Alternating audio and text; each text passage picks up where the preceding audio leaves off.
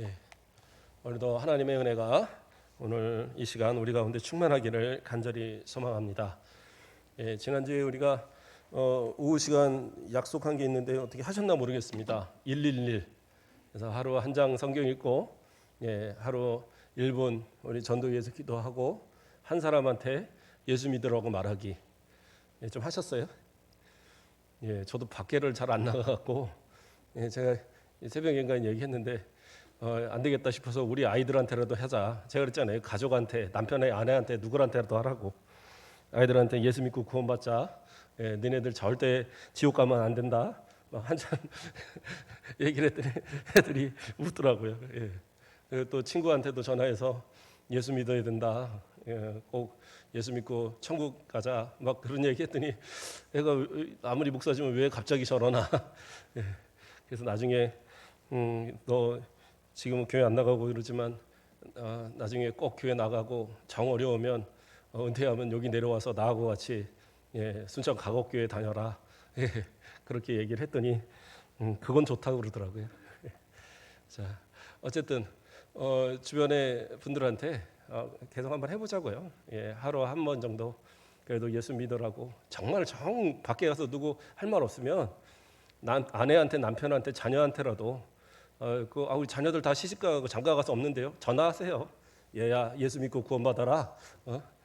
보일러 놔달라 이런 거 하지 마시고 전화해서 좀 그런 것도 해볼 만할 것 같아요.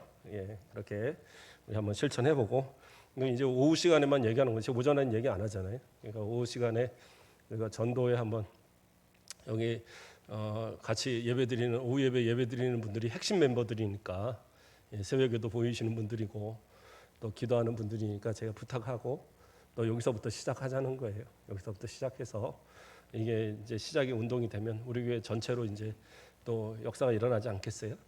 그렇게 해서 우리 한번 시작을 해보는 것도 좋을 것 같습니다. 자, 오늘 말씀의 내용은 지난주에는 우리가 그 여인들의 아기를 소원하는 여인들의 그 모습들을 보면서 전도를 어떻게 하는 것인가, 어떻게 전도를 해야 할 것인가에 대한 얘기를 우리가 살폈고요. 오늘은 이 그 사도행전 16장에 나오는 이 말씀과 그렇죠? 또 이 내용에 나오는 이 그 내용들을 통해서 우리가 어떻게 전도하고 어떠한 사람들이 우리의 전도의 대상이 되어야 될까 이러한 것에 대해서 좀 생각해보는 그러한 시간이 되고자 합니다. 오늘 말씀의 제목은 주 예수를 믿으라입니다. 주 예수를 믿으라. 그렇죠? 이 말은 우리가 너무 잘 아는 얘기죠. 주 예수를 믿으라. 그리하면 너와 내 집이 구원을 얻으리라.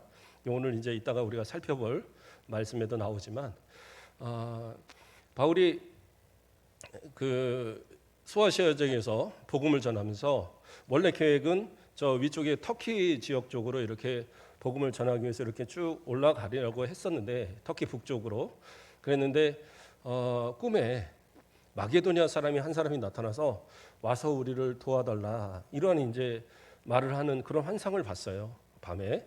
그래서 그 환상을 통해서 이것이 하나님께서 저 마게도니아로 보내시는 전도하라는 새로운 전도지를 향한 그런 메시지구나 그 생각이 들어서 그 가고자 하는 그 길을 터내서 그 바다 건너편에 있는 그 마게도니아 지역으로 들어가게 됩니다.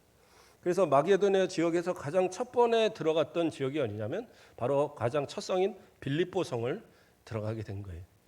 그러니까 빌립보 성에 들어갔을 때 그래서 그곳에서 이렇게 복음을 전하기 위해서 살피는데 보통은 회당을 중심으로 이렇게 복음을 전하고 또 길거리에서 복음을 전하고 그런 일들을 하였는데 이 빌립보 성에는 유대인들이 많이 없었던 것 같아요. 왜냐하면 유대인들이 들어가면 보통 2사람 이상만 모이면 회당을 만들거든요.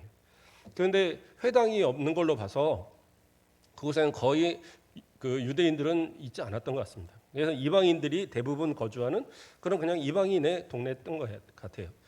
그랬는데 그래서 바울이 며칠을 지내면서 복음을 전하고 하다가 이제 안식일에 대해서 기도할 처소를 찾고자 하는데 기도할 곳이 마땅치 않은 거예요.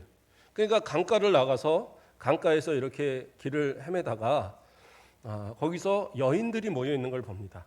그래서 그 여인들에게 가서 기도할 처소에 대해서 물어보고 어디 마땅한 데가 있는가 하고 물어보다가 거기서 누구를 만나냐면 그 자주 옷감 장사, 그죠? 자주 옷감, 그러니까 이 물감 들인 그 옷감을 파는 그 장사 루디아를 만나게 됩니다. 예, 그래서 이 루디아는 원래 어디의 사람입니까? 루디아는 두아디라시의 사람이에요. 그러니까 두아디라는 어디입니까? 소아시아 지역이에요. 예, 그런데 지금의 빌립보는 마게도냐 지역입니다. 예, 배를 타고 건너거나 아니면 육로로 한참 돌아서 가야 되는 그러한 위치예요. 그러니까 무역을 하는 사람인 겁니다. 무역을 해서 빌립보 지역에 와서 이쪽에서 이제 뭐 옷감을 만들어서 가든지 아니면은 두아디라에서 옷감을 만들어서 팔든지 그런 식으로 이제 무역을 하고 또 마찬가지로 이제 어쩌면 지점을 내서 이쪽에서도 또 이제 물감 들여서 그 자주 옷감을 만들어서 이렇게 사람들에게 파는 그런 일을 했던 것 같습니다. 그러니까 어느 정도 부유함이 있고 상당히 생활력이 강한 그러한 여인이었던 것 같습니다. 그런데 이 여인은 어떠한 사람이었느냐? 사도행전 16장 14절을 보면 두아디라 시에 있는 자색 옷감 장사로서 하나님을 섬기는 루디아라 하는 한 여자가 말을 듣고 있을 때 주께서 그 마음을 열어 바울의 말을 따르게 한지라 이렇게 나와요.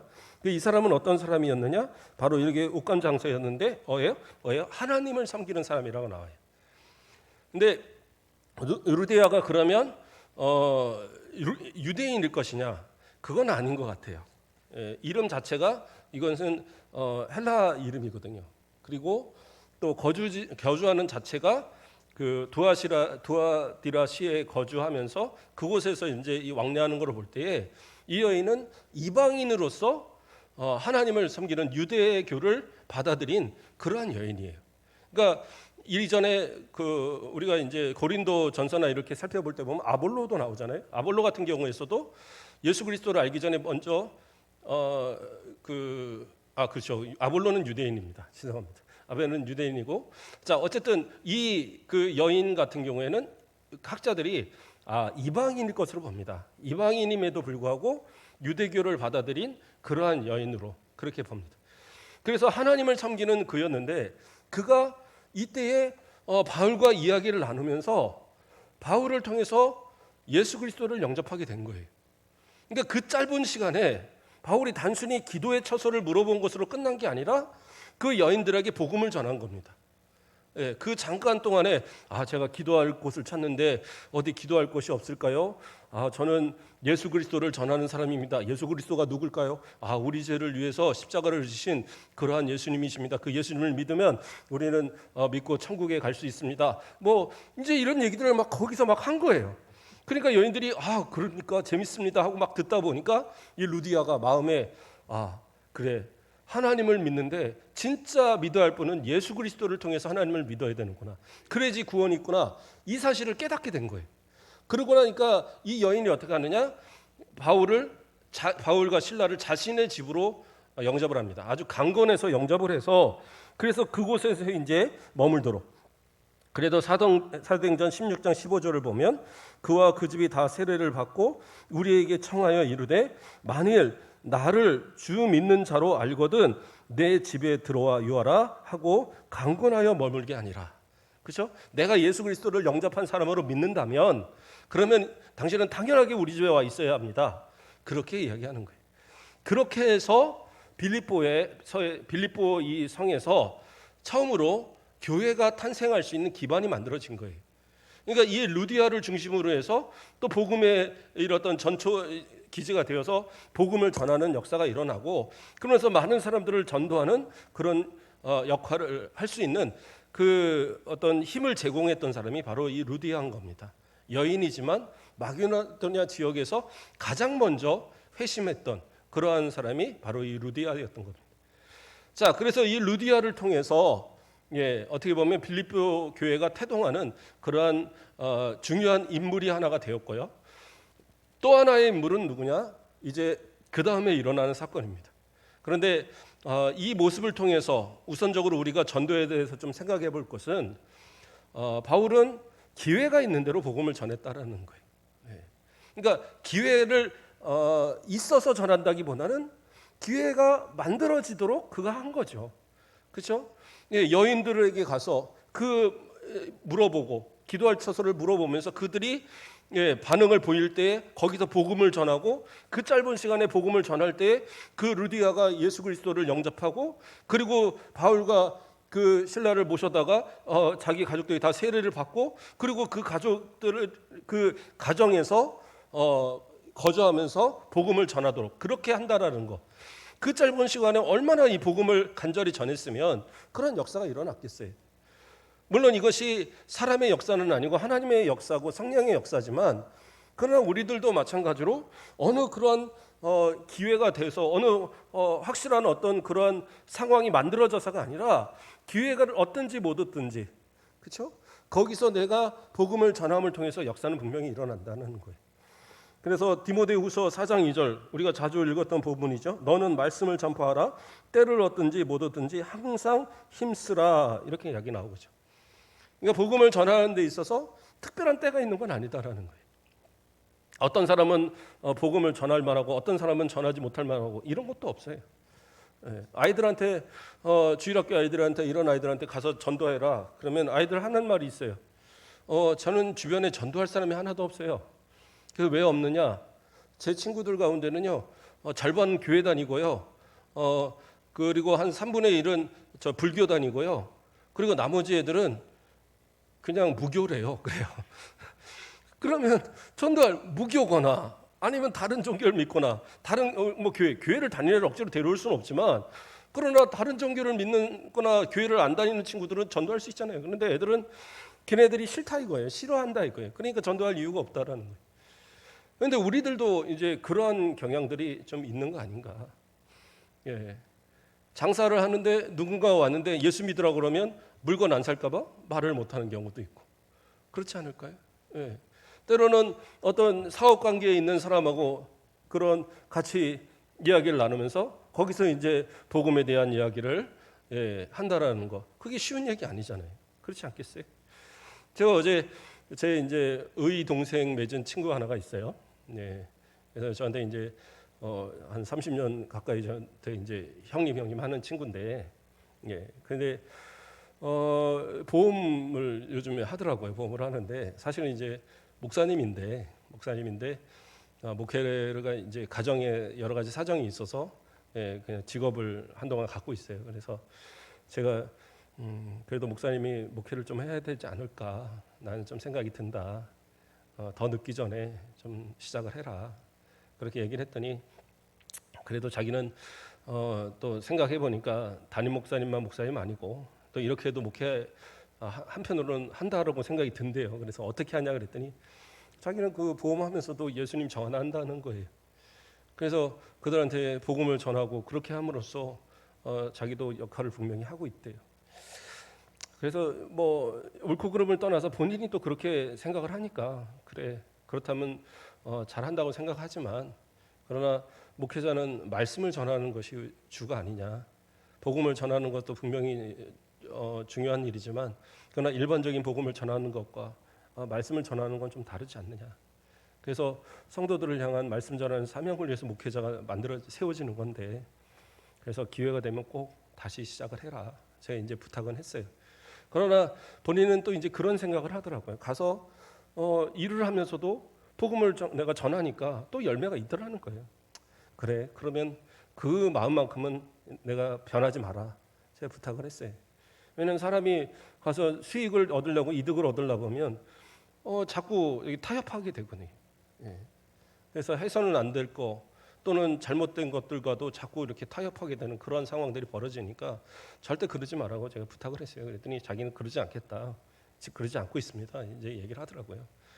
예, 그러면서 이제 이런저런 얘기를 했는데 어쨌든 제가 얘기 드리는 건 삶 속에서 그런 어떤 복음의 기회를 기회가 없다고 생각하지 말고 할 수 있으면 얼마든지 하려고 노력을 해보는 거예요. 그게 불가능한 얘기는 아니지 않습니까? 그렇죠? 예, 어떤 만약에 우리 이제 음식 장사를 하시는 분들이 있다. 그러면 가게에다가 교회 달력들을 달아놓으세요. 예, 거기 뭐 소주잔 들고 있는 이쁜 아가씨 사진 이런 거 들지 말고 예, 교회 다니신 달아놓으세요. 그러면 되죠. 예, 교회에서 어느 교회 적인가 뭐 이런 것도 할 수 괜찮고 그렇지 않겠어요? 예. 또 우리 우리 장로님 또 이렇게 하시는 그 피자 뭐 이런 거 할 때도 피자 보낼 때 거기다 교회 주보 하나 딱 껴갖고 그것 좀 어려울까요? 뭐 해보려면 뭐 얼마든지 방법은 찾을 수 있어요. 그러니까 못하는 건 아닙니다. 방법이 그렇게 결단하기가 어려운 부분들인 거지. 할 수 있잖아요. 또 우리 권사님들 장날 장사하시면서도 그렇죠? 예. 예수 믿으라고 거기다가 우리 교회 볼펜 엄청 많거든요. 옛날에 중고등부에서 몽땅 만들어놨는데 그거 못 쓰고 있어요. 전도할 때 몇 번 썼는데 이제 전도를 못 나가니까 그거 한 주먹씩 가져가세요. 내가 드릴 테니까 한 주먹씩 가져가서 파 한 단 살 때마다 그냥 은근슬쩍 이거 덤이라고 하나 주면 거기 이제 순천 가곡교에 딱 써 있으니까 전도 되는 거잖아요. 좋아요. 예, 방법은 다 있습니다. 때를 얻든지 못 얻든지 하면 되는 거예요. 바울도 그렇게 전도한 거예요. 무슨 바울이 무슨 능력이 있어서 복음을 전하면 무조건 3,000명, 5,000명 회개하는 역사가 일어나는 거 아니에요. 그러나 하나님께서 역사하시니까 그 순간, 그 때를 놓치지 않고 복음을 전할 때 복음의 역사가 일어난 거예요. 자, 그러면 이제 두 번째 사건이 있습니다. 중요한 두 사람을 통해서 이 빌립보 교회는 세워졌는데 두 번째 사람은 어떤 사람이었느냐? 이제 그 감옥의 간수였습니다. 그럼 바울이 왜 감옥에 들어갔는가? 이제 그 루디아의 집을 거점으로 해서 매일 이제 복음을 전하러 다니는데 그 동네에 귀신 들린 여자 하나가 있었던 거예요. 그 여자는 주인이 있는 그런 어떤 주인의 종이었어요. 종이 있는데 여종이었는데 귀신이 들려서 그 귀신 들린 귀신으로 인해서 점을 치는 거예요. 예. 그래서 점을 치는 그 여인이 쫓아다니면서 계속 이 바울에 대해서 이야기를 하는 겁니다. 바울을 계속 쫓아다니면서 괴롭게 하는 거예요. 그래서 뭐라고 얘기합니까? 이 사람들은 지극히 높은 하나님의 종으로서 구원의 길을 너희에게 전하는 자라. 그러니까 말은 맞게 해요. 말은 맞게 하는데 매일 쫓아다니면서 괴롭게 하는 거예요. 시끄럽게. 옆에 뒤에 가서 쟤네들 예수 믿는 사람들이야. 예수님 전하는 사람들이야. 복음 전하는 사람들이야. 근데 이게 정상적인 사람이 옆에 와서 얘기만 하면 좋은데 귀신 들리는 사람이 쫓아다니면서 얘기하니까 이게 복음에 이게 좋은 영향을 끼치는 게 아니라 계속 악영향을 끼칠 거 아니에요. 그러니까 참다 못해갖고 바울이 얘기합니다. 뭐라고 얘기를 합니까? 사도행전 16장 18절 말씀을 보면 이같이 여러 날을 하는지라 바울이 심히 괴로워하여 돌이켜 그 귀신에게 이르되 예수 그리스도의 이름으로 내가 내게 명하노니 그 사람에게서 나오라 하니 귀신이 즉시 나오니라. 예수 이름으로 명해버렸더니 그 괴롭게 하고 막 쫓아내던 귀신 들린 여자가 귀신이 나가버렸어요. 그럼 이제 이게 뭐가 문제가 되냐면 그 여인은 이제 귀신에서 놓였으니까 자유롭게 됐는데 그 여인을 통해서 점을 치고 돈을 벌던 그 주인은 뭐가 됐어요? 이제 실업자가 돼버리는 거예요. 그러니까 이제 이게 화가 난 상황이 되는 겁니다. 이게 뭐 참고로 얘기하는 거지만 귀신 들린 사람들이요, 그건 두려워할 필요 없어요. 무당들이고 뭐 점쟁이고 두려워할 이유가 없습니다. 그 사람들이 가장 무서워하는 건 뭐냐면 예수님 믿는 사람들이. 그래서 제가 뭐 여러 번 그런 상황들을 봅니다. 예전에 이제 저희 아버지가 한번 얘기해 주시더라고요. 동네 뭐 구슬을 하길래 굿하는데 구경을 갔대요. 구경을 갔더니 점쟁이가 막 굿하다가 못하겠다고 막 그러더래요. 어디 교회 다니는 사람이 있나 보다고. 그래갖고 빨리 가라고 해갖고 이제 아버지가 피했다는 얘기도 한번 하시더라고요. 그러니까 믿음을 가진 사람들은 그런 거에 이렇게 연연하고 두려워할 이유도 없어요. 그러니까 귀신들은 그냥 예수 믿는 사람, 그래서 예수의 이름으로 명하면 다 무서워하고 오히려 벌벌 떨어요. 그러니까 걱정하지 마시고 귀신 같은 거 이런 거 두려워할 이유도 없고요. 어떤 분들을 보면 우리 뭐 조상 귀신 그런 거 없어요. 성경에서 말하는 귀신은 마귀의 종들이에요. 사람이 죽어서 되는 귀신이 아닙니다. 사람이 죽으면 천국과 지옥으로 바로 갈려요. 그 이상은 없습니다. 무슨 중간 어디서 있다가 뭐 그런 거 없어요. 그러니까 애매하니까 저 천주교에서는 연옥 만들어갖고 연옥교리 만들어갖고 천국에도 들어가기 애매하고 지옥에 들어가기 애매한 사람들은 연옥에 넣었다가 나중에 이제 상황 밑에서 열심히 잘 이렇게 뭡니까 그 공을 쌓으면은 연옥에 있다 천국 간다. 말도 안 되는 교리들을 가르치거든요. 그러니까 그러한 것에 현혹될 이유도 없고 천국과 지옥은 없습니다. 그래서 이 땅에 돌아다니는 뭐 이런 귀신, 그거는 마귀의 종들이에요. 예전에 그 하나님 앞에 대적하고 도망 나올 때에 그 천사의 그 일부를 그 대적한 천사들을 끌고 내려온 그 마귀의 종들입니다. 그들이 귀신들이에요. 그들은 회개할 기회도 없어요. 그들이 하나님을 알고 예수 그리스도를 알지만 그거는 회개할 기회가 있어서 아는 것이 아니라 그냥 아는 거죠. 그러나 자기들이 지옥에서 완전히 멸할 그 마지막 때를 그들은 알고 있기 때문에 한 사람이라도 더 데려가려고 애를 쓰는 거예요. 구원받은 사람들을 어떻게든지 그 지옥에 보내야지 하나님께서 실패했다라는 것을 만들기 위해서. 그러나 하나님께서 예정하신 사람은 결코 지옥 가는 일은 없어요.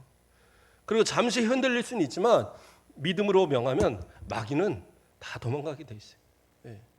그리고 뭐 귀신 들린 사람 모수할 것도 없어요. 제가 언젠가 얘기 들었죠. 귀신 들린 사람 한번 제가 대한 적이 있는데 꼼짝 못 하더라고요. 예수 이름으로 명하니까 아무 말도 못 해요. 그냥 찍소리 못 하고 오죽하면 화장실 가는 것도 허락받고 가더라고요. 예. 그러니까 걱정하지 마시고.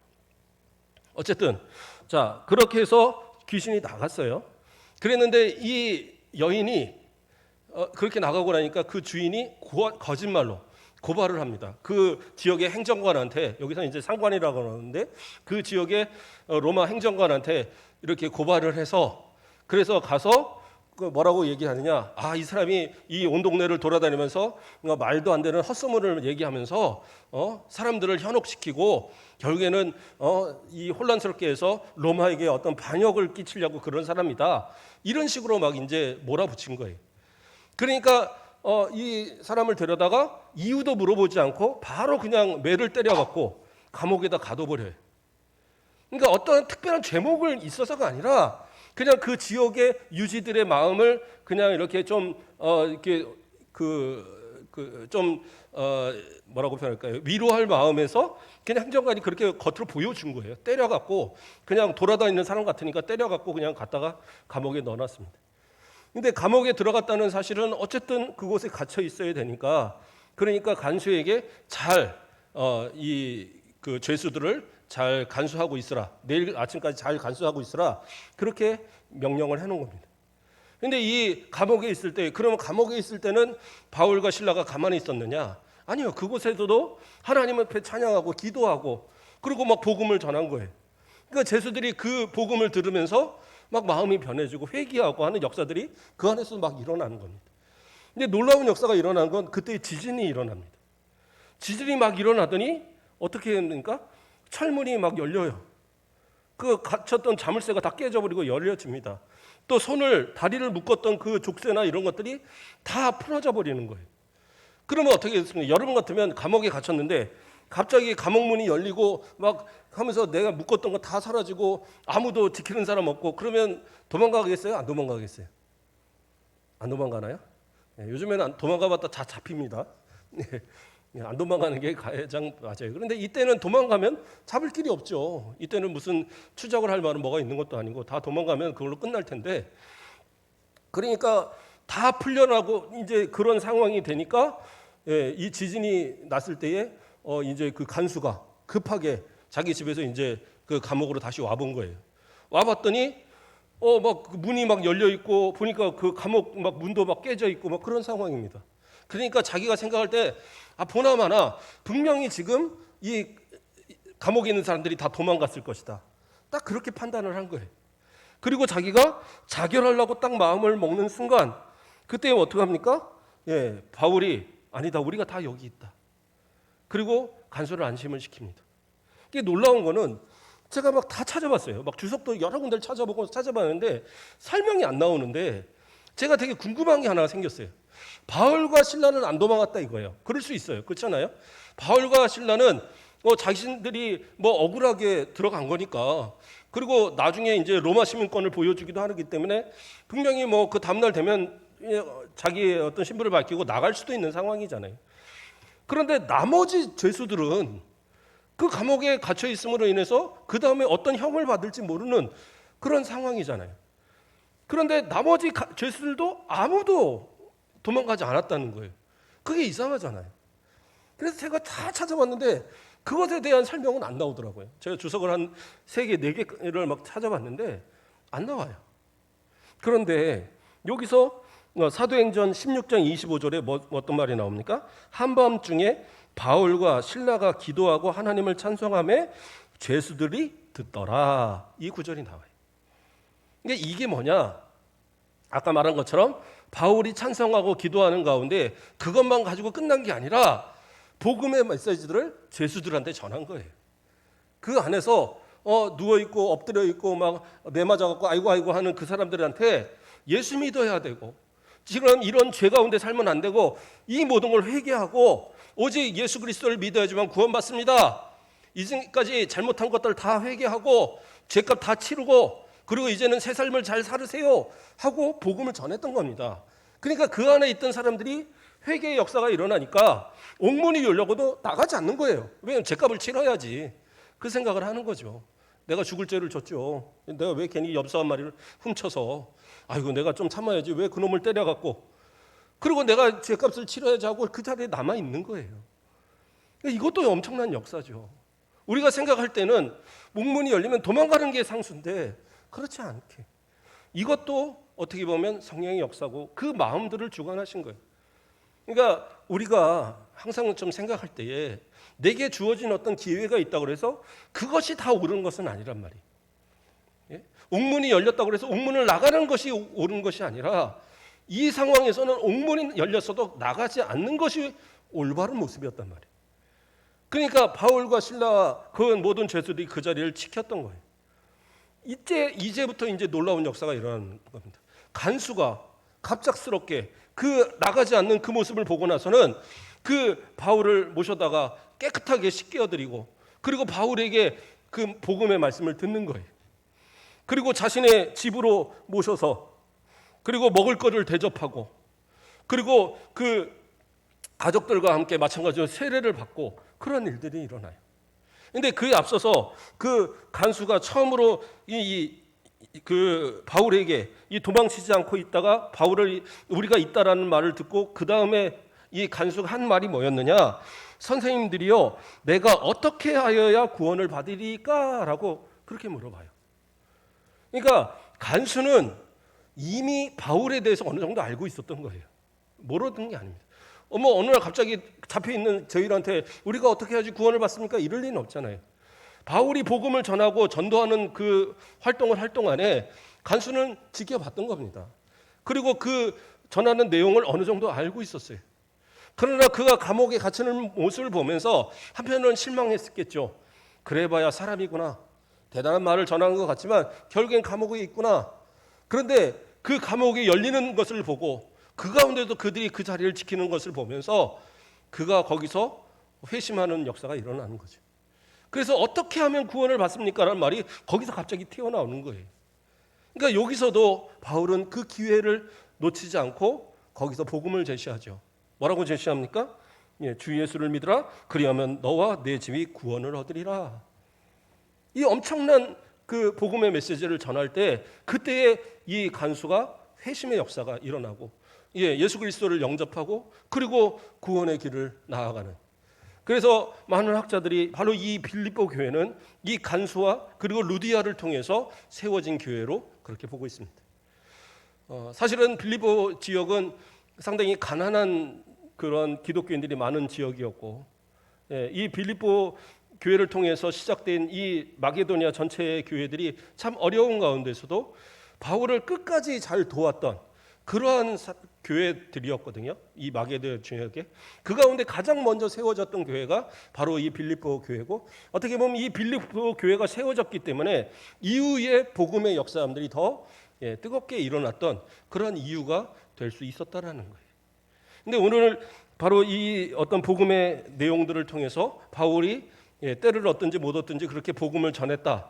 저는 이걸로 끝나고자 하는 것이 아닙니다. 오늘 내용을 보면 전도의 대상이 됐던 루디아와 그리고 이 간수에게 공통적으로 나타나는 모습이 있어요. 어떤 모습이 있느냐? 그 루디아, 그러니까 사도행전 16장 15절을 보세요. 그와 그 집이 다 세례를 받고 우리가 청하여 이르되 만일 나를 주로 믿는 자로 알거든 내 집에 들어와 유하라. 이렇게 얘기하면서 그 앞에서 뭐가 나와요? 그 집이 다 세례를 받고, 그렇게 나오죠. 또 사도행전 16장 33절에 34절을 보면 자, 간수가 또 이 회심했을 때 얘기입니다. 간수가 그들을 데리고 그 맞은 자를 씻어주고 자기와 그 온 가족이 다 세례를 받은 후 이렇게 나오죠. 예. 이것은 엄청난 사건입니다. 뭐예요? 루디아도 그리고 그 간수도 자신들이 회심한 걸로 끝난 게 아니라 결국에는 어떻게 해요? 자기 가족들을 함께 세례받도록 함께 회심할 수 있도록 구원에 함께 동참하도록 그렇게 만들었다는 거예요. 그러니까 바울 사도가 간수한테도 하는 얘기가 뭐예요? 주 예수를 믿으라. 너 구원받을 거가 아니라 너와 내 집이 구원받으리라 라고 말하고 있어요. 그러니까 이것은 사실은 가장 중요한 얘기 중에 하나인 것 같아요. 그러니까 많은 사람들이 생각할 때에 예수 믿고 내가 구원받는 것은 생각을 하는데 나를 먼저 구원하시는 이유가 뭔지를 해야 된다는 생각을 안 하고 있단 말이에요. 그러나 분명한 것은 뭐예요? 복음을 받은 그들은 동일하게 나타나는 것이 자신의 가족, 자신의 집에 있는 거처하는 자신의 가족들을 함께 복음으로 들어올 수 있도록 이 받은 복음이 이 받은 구원의 이 감격이 너무 크니까 이걸 나만 누릴 수 없는 거예요. 그러니까 내 아내, 내 남편, 내 자녀가 먼저 생각이 나서 그들을 다 이 구원의 복음에 함께 동참하도록 그렇게 이끌어냈다라는 거예요. 그래서 그들이 함께 예수를 믿게 되는 역사, 그것이 일어나고 있다는 거죠. 그러니까 우리 자신을 하나님께서 부르시는 것을 그냥 나 자신으로 만족하고 살지는 말으라는 거예요. 나만 구원받고 나만 그냥 이렇게 은혜 받은 것을 그것으로 끝나면 그것은 아무것도 아니다라는 거예요. 하나님 앞에서 우리가 정말 어떠한 그 마음을 가지고 제가 원래 오늘 동영상 하나를 보여드릴까 하고 다 해놨는데 우리 집사님한테 보내질 않았어요. 제가 그 사이트를 저기를 해놔서 보내질 않고 했는데 어떤 영상을 보여드리려고 했었냐면 천국보다 더 아름다운 뭐 이런 그 제목으로 가진 영화가 있어요. 그 영화를 편집을 해갖고 천국과 지옥에 대한 그 내용으로 해서 가족들이 이제 지옥을 간 내용들을 이렇게 그런 식으로 각색을 했어요. 각색을 했는데 정말 잘 만들었어요. 그래서 그렇게 해서 자기가 이제 천국과 지옥을 가보니까 잘 믿는 가족들은 천국에 있고 안 믿는 가족들은 지옥에 있더라. 이제 그것을 이제 고백하는 그런 내용으로 그렇게 각색을 했는데 정말 편집을 잘 했더라고요. 근데 그런 것처럼 진짜 예수 그리스도를 믿는다고 한다면 내 가족이 지옥을 가게 될지 천국에 가게 될지 어떻게 보면 나에게 달려있다고 생각을 한다면 내가 그렇게 그냥 안주하면서 지금의 모습처럼 이렇게 지낼 수 있겠냐라는 거죠. 예수를 믿어야지 천국 가는데 예수를 믿어야지 구원 받는데 지금 이렇게 안주하면서 언젠가는 예수 믿겠지, 언젠가는 구원 받겠지, 언젠가는 나 죽기 전에는 돌아오겠지 이런 생각으로 가져서는 안 된다라는 거예요. 나를 먼저 구원하신 이유는 결국에는 내 가족을 구원하시고자 하는 하나님의 계획이 있었던 거예요. 예전에 어떤 부흥 강사님한테 설교를 들으면서 그런 얘기를 간증을 하시더라고요. 어떤 할머니 권사님 한 분이 오셔갖고 한 60이 넘는 그 이제 한 70이 다 된 할머니가 오셔갖고 하는 얘기가 나 우리 남편하고 이혼할 거예요 그러더라는 거예요. 이 마귀 같은 남편이 교회도 안 다니면서 맨날 구박하고 그냥 참고 살았더니 아주 끝까지 이 사람이 안 변한다고. 나 이제 늦은 나이지만 나 이혼하겠다고. 그래서 한번 기도 좀 받으려고 왔다고. 근데 뭐라고 뭐 이혼 잘하게 해주세요 기도할 수는 없잖아요. 그래서 이제 하나님 앞에 기도하는데 하나님께서 마음을 주시는데 그런 마음을 주시더래요. 아, 내가 더 사랑하는 그 남편을 왜 그 아들을 안 데려오느냐 이런 마음을 목사님 마음에 주시는 거예요. 그래서 그 말을 그대로 전했대요. 전했더니 이 권사님이 깜짝 놀라면서 이제 그때 깨달은 거예요. 그래서 얘기를 하더라는 거예요. 아니 그러면 제가 옛날에 그 젊었을 때 이 얘기를 해주시지 이제 와서 얘기하면 어떡하냐고. 근데 이제 그 목사님은 나보다 나이가 많으신 분이 그렇게 얘기하면 그래서 아니 그러면 잘 살지 왜 이제 와서 이혼하려고 그러냐 그랬더니 하는 말이 처음에 신혼 돼서는 이 남편 도저히 안 되겠다 그래서 이혼하려고 맘먹었는데 덜컥 애가 가져지더라는 거예요. 그래서 애가 가져지니까 애를 가졌는데 이혼 못하지 하고 애를 낳았는데, 그리고 키우다 보니까 또 안 되겠더라는 거예요. 그래서 이혼하려고 또 마음 먹었더니 애가 그래도 고등학교 가고 대학교 가고 하는 건 보고 이혼해야 되지 않겠나. 그래서 애들 공부할 동안 참았대요. 그래서 또 공부를 다 시켜놓고 나서 이혼하려고 그랬더니 이혼하면 애가 장가를 못 갈까 봐.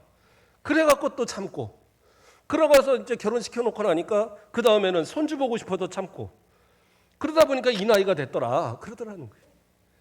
그러면 이 나이까지 왜 전도를 안 했느냐? 근데 왼수같이 보였다는 거예요. 도저히 왼수 같아서 저 왼수만 아니면 살 것 같다 생각을 했는데, 알고 보니까 한 번도 전도하지 않았다는 거예요, 남편한테. 그래서 이제는 나머지 인생 전도하면서 살겠습니다. 내 남편 전도 마지막으로 하고 살겠습니다. 그러고 돌아갔다는 거예요. 예. 이제 한번 진짜 서로 점검하셔야 돼요. 지금에 있는 가족들이, 내 아내가, 내 남편이 진짜 예수 믿고 있는가, 진짜 믿음을 가지고 있는가, 내 자녀가 진짜 믿음을 갖고 있는가 점검하셔야 돼요. 그래서 다른 거, 그래 큰 재산 물려주거나 뭐 이렇게 뭐 큰 선물 주거나 그게 중요한 게 아니라 진짜 예수 믿어야지 구원 받잖아요. 그거 아니면 다 지옥 가는데. 그래서 그거 확인하셔야 돼요. 예, 저도 가끔 아내한테 막 그러거든요. 예수 믿으라고 그러면 저희 아내가 내가 예수 안 믿는 줄 알아? 막 이러면서 뭐 발끈합니다. 예. 그러나 이제 장난 반도 있지만 확인하는 거예요, 확인. 예, 진짜 예수 믿어야 되니까. 안 믿으면 안 되니까. 예, 그렇게 해서 자꾸 확인하시고, 그래서 한 사람도 놓치지 말고 하나님 앞에 갔을 때 그 모든 가족들 다 구원해서 잘했다라고 칭찬받는 모습이 있어야 되죠. 오늘 전도의 이야기는 그래요. 때를 얻든지 못 얻든지 뭐 이렇게 전도하라 이런 얘기도 쭉 있었지만, 가장 중요한 것은 가족 전도입니다. 내 아이들, 내 손주들, 내 남편, 내 아내 믿음이 있는가 꼭 확인하세요. 그래서 이 아이들이, 이 아내가 또는 남편이 진짜 예수 믿고 있는가 확인하셔서, 믿음이 연약하다면 두고 기도하셔야 돼요. 새벽에 와서도 기도하시고 저녁에 와서도 기도하셔야죠. 그래서 빨리 예수 믿고 변화되게 해달라고. 그래서 온 가족이 다 믿음 가운데 돌아오는, 이 루디아도, 이 간수도 본인들이 예수 믿고 나서 그 구원의 감격을 느끼자마자 가장 먼저 찾은 것이 자기 가족들. 우리 남편도 세례 받아야 돼요. 우리 아이도 세례 받아야 돼요. 우리 아내도 세례 받아야 돼요. 우리 아들도 세례 받아야 돼요. 우리 딸도 세례 받아야 돼요. 그래서 모두를 데려다가 구원의 길로 그렇게 이끌었던 그러한 모습처럼 저와 여러분을 먼저 불러주시고 먼저 예수 믿게 하신 것은 우리의 가정을 책임지게 하기 위한 하나님의 뜻이 있음을 믿고, 한 사람도 놓치지 말고 너와 내 집이 구원을 얻으리라는 그 약속이 우리를 통해서 우리 가정에 이루어지기를 주님의 이름으로 축복드립니다. 기도하겠습니다. 사랑의 하나님, 감사를 드립니다. 오늘도 우리를 사랑하여 주시고 우리에게 복음을 주사 예수 그리스도를 나의 구주로 고백하고 하나님을 나의 아버지로 믿을 수 있는 믿음을 허락하여 주심을 감사를 드립니다. 때를 얻든지 못 얻든지 나가서 복음을 전하게 하시고 주님께서 맡기신 이 마지막 사명을 끝까지 잘 감당하되 먼저는 우리의 가정에 복음의 열매들이 있게 하여 주시옵소서. 믿지 않는 남편이 돌아오는 역사가 일어나게 하시고 믿음에 연약한 아내가 믿음으로 바로 서게 하시고 우리 믿음에서 흔들리는 자녀들이 믿음 안에 견고히 서서 정말 자손만다의 하나님의 복이 떠나지 않는 너와 내 집이 구원을 얻으리라 약속하신 그 말씀이 우리 가정의 약속이 되게 하시고 우리에게 주시는 명령이 되게 하시고 내 생명 다하는 날까지 반드시 이루어야 될 주님의 귀한 사명이 되어지도록 인도하여 주시옵소서. 감사합니다. 예수 그리스도의 이름으로 기도드립니다. 아멘.